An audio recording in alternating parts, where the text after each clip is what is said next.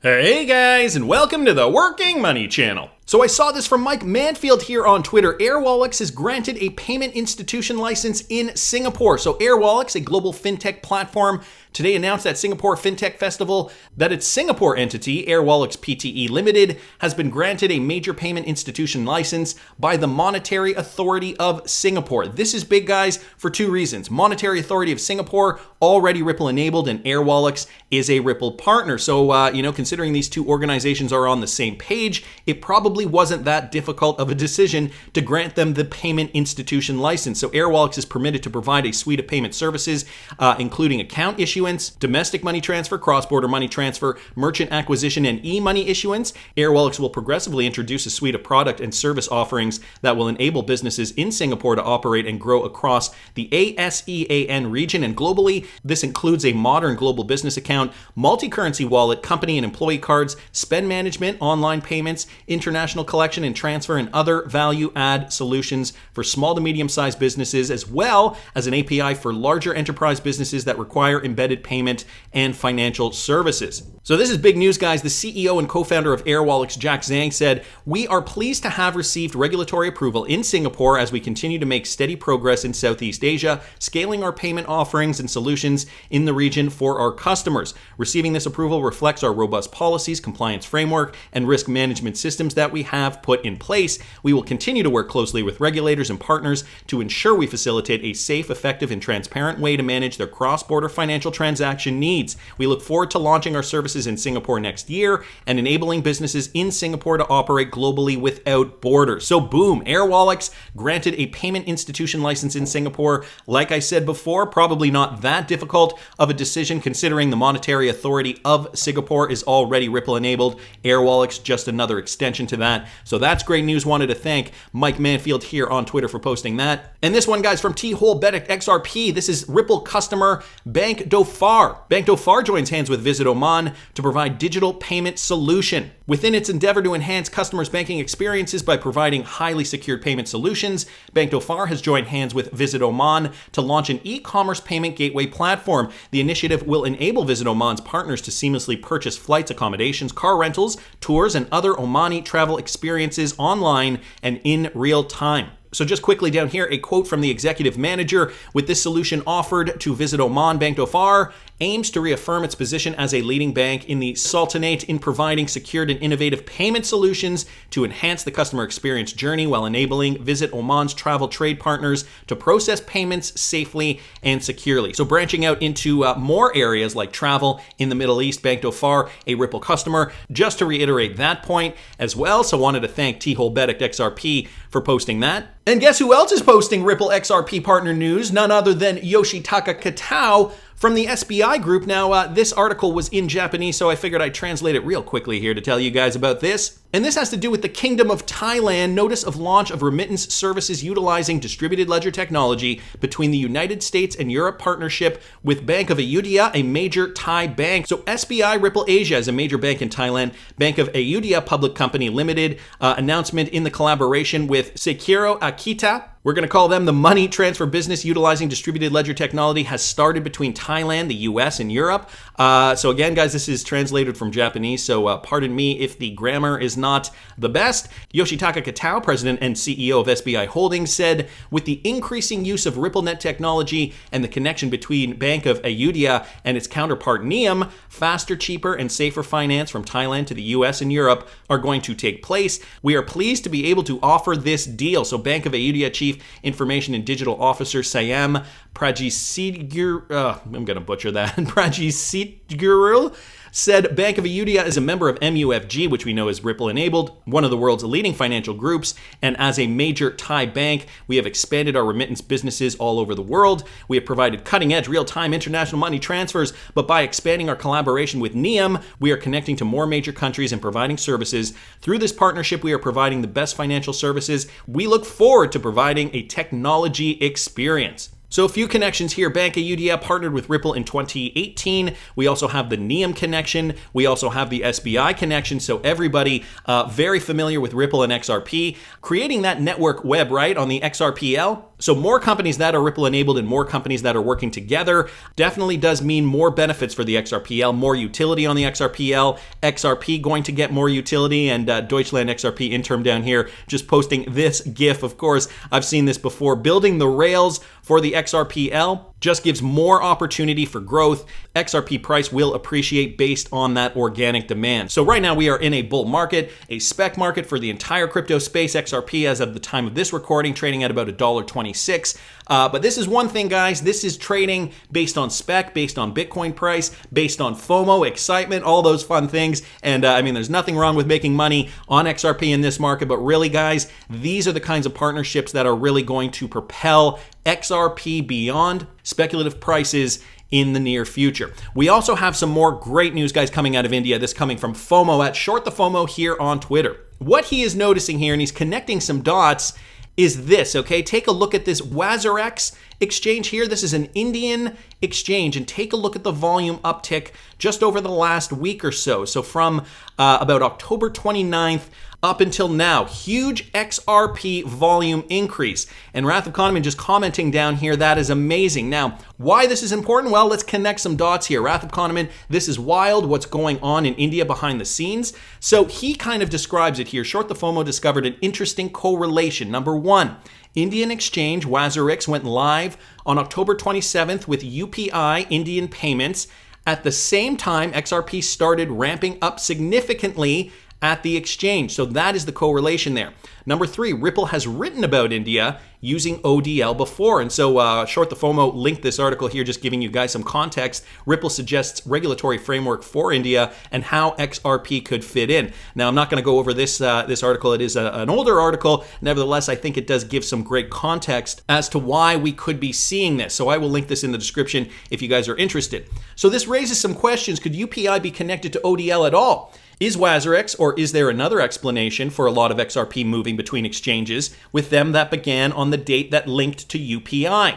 It all kind of makes sense, right? Putting this together in our head. Otherwise, it would be a very, very strange coincidence. A bunch of people buying to move off the exchange, perhaps. So again, the timing lining up very, very closely to what we were seeing with ODL and UPI. Again, the WAZIRX exchange in India ramping up XRP volume. So that is very interesting to note. Wanted to thank the Wrath of Kahneman and Short the FOMO for posting that. More utility, guys. We know India, huge customer of Ripple. Very Ripple integrated, and so similar to what we are seeing in Japan, we are also seeing in India. This is going to create more value for XRP on the XRPL, which will indeed just provide more intrinsic value for the XRP cryptocurrency.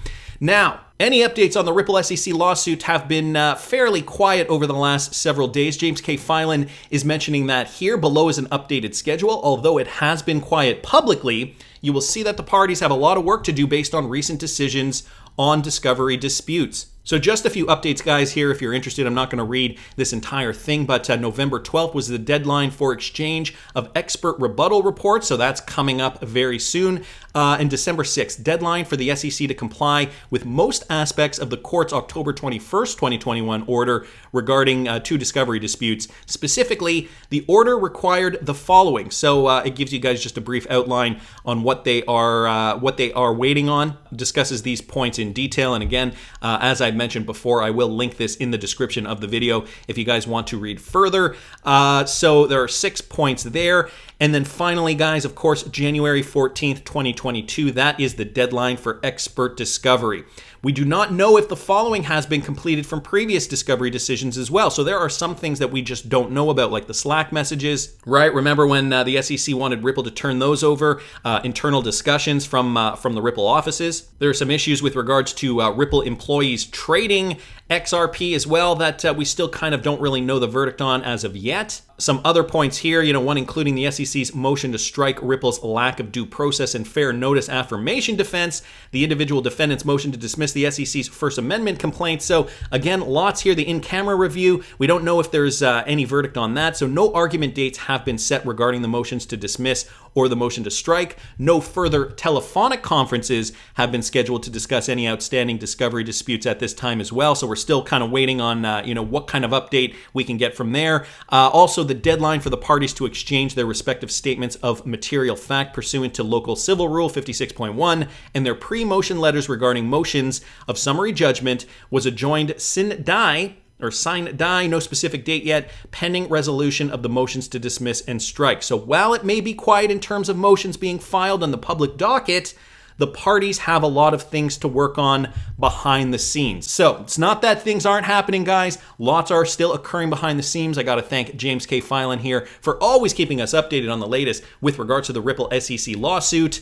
And so, with regards to the lawsuit, of course, there are always things coming up, a lot of digging going on there on Twitter. I wanted to thank Stéphane Hubert for pointing us to this. There's no point in attacking Ethereum all the time. Sorry to say, but Ethereum is now the solar plexus, the weak chin, the gap in the SEC's cover. And it's also a scam, and Daz at XRP_tokens here posted this. So this is it looks like this is an inquiry from a member of the XRP community contacting the SEC, asking about Ethereum specifically. So thank you, Mr. Blocks out his name here. Thank you for contacting the SEC. We appreciate the opportunity to review your concerns regarding Ethereum 2.0. The Office of Investor Education and Advocacy possesses many complaints received from individual investors and others. We keep track of the correspondence we receive in a searchable database that the SEC staff may make use of in inspections, examinations, and investigations. In addition, some correspondence received by OIEA is referred directly to other SEC offices and divisions for their review. If they have any questions or wish to respond directly to your comments, they will contact you. So here was the question. A search of our databases indicates that Ethereum 2.0 is not registered with the SEC. Funny, considering how much clarity it seems to have received. A review of the SEC's website contains no information that the SEC has made any statement regarding Ethereum 2.0 status as a security. However, you may be interested in reviewing our investor alert. And then this email just gives a couple of resources if this person were to want to delve into that further. But notice, no official statement regarding Ethereum 2.0 status as a security, which I find interesting because Tag here at Tag XRP posted this on Twitter. People have no choice. They will pay attention if they have not already. So more information here, guys. At Gary Gensler says Ethereum was a securities offering to Maryland Securities Chief Melanie Lubin. And that's just a coincidental last name, as he mentions here. What a coincidence to have that last name. I accidentally cut the video short, but Gary Gensler immediately changes the subject at the end of the video. And the video in question, guys, is this. Listen to this. So in order for them to have to be registered as a BD, you've got to decide that what they are selling is a security. The way they're functioning right now, I don't know that I have enough information to come to that conclusion. I'm not saying they're not. I'm not saying they are. I think it needs to be decided. And Commissioner Lubin raises a very good point. The reason that I have come to a view that they should be registered with the Securities and Exchange Commission is one of their four offerings, one of the four that they do, Ethereum, I believe there's a strong case, a strong legal case. It was a security. It was an investment contract in 2014 when it was offered. Similar to all other initial coin offerings. They were careful, they were clever, but they still, I think, were a duck and waddles and quacks like a duck, and they passed the Howey test in 2014 and 2016. I think the Securities and Exchange Commission has a interesting challenge, and can something once being a security transform to be something else? And there's different debates that this commission doesn't have to get into, but that's why I just wanted, for the record, say why where I am on that one. That's all. So that's where Gensler is on that one. Ethereum, essentially, at least at the beginning, would be considered a security. Meanwhile, we've got this here. It's not registered with the SEC and contains no information that the SEC has made any statement regarding Ethereum 2.0 status as a security. So which one is it? I think the SEC really does have to get their story together, because this is not looking favorable for this case. This is not looking favorable for the lawsuit. And so, a lot of this, guys, just a bunch of noise. I wanted to just bring you this photo here from Hassan Al-Hassani. speaking to where the competitor is going, namely Ripple and XRP. When I see such a picture in others, I know that there are men who work day and night to bring modern technology to keep pace with the development in Saudi Arabia. That is Chris Larson here with the head of the Saudi Monetary Authority. So what's happening in the United States right now? Just a blip, just a little bit of noise before we get that final verdict. There is no doubt, considering Ripple and XRP are going to be huge around the world. They're already starting to make waves. The Middle East is just one area where they've really thrived over the last year or so. That's just my opinion, but I want to hear what you guys think. Please subscribe to the channel if you haven't already. Like the video if you like the content I'm providing. I always love hearing your comments. See you in the next one, guys.